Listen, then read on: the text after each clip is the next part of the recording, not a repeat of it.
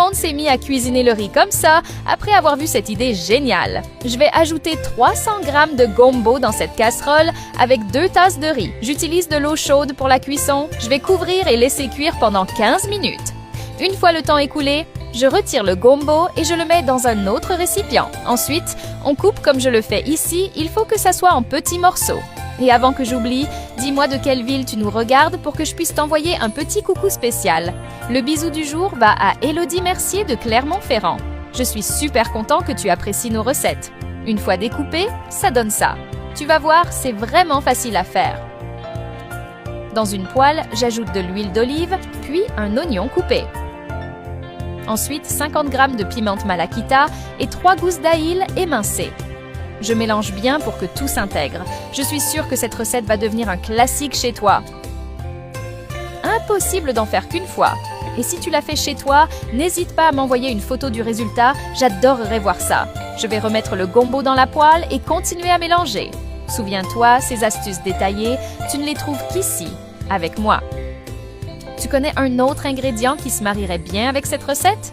Si tu as un petit secret, partage-le avec moi, j'adorerais l'apprendre. J'ajoute 2 cuillères à soupe d'extrait de tomate, 1 cuillère à café de sel, 1 cuillère à café d'origan, 1 demi-cuillère à café de poivre noir. Je continue à mélanger un peu sans me presser.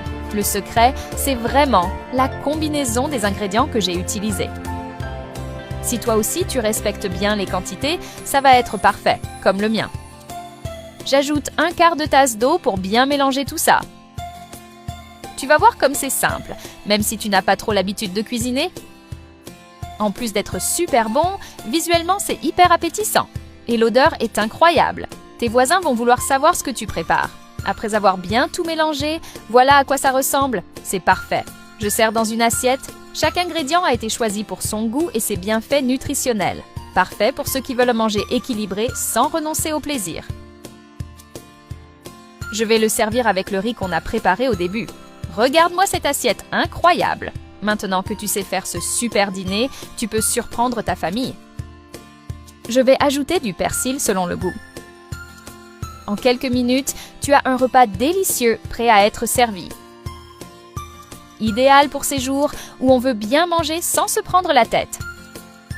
Je l'ai fait hier pour mes potes, ils ont tellement aimé qu'ils m'ont demandé de vous montrer.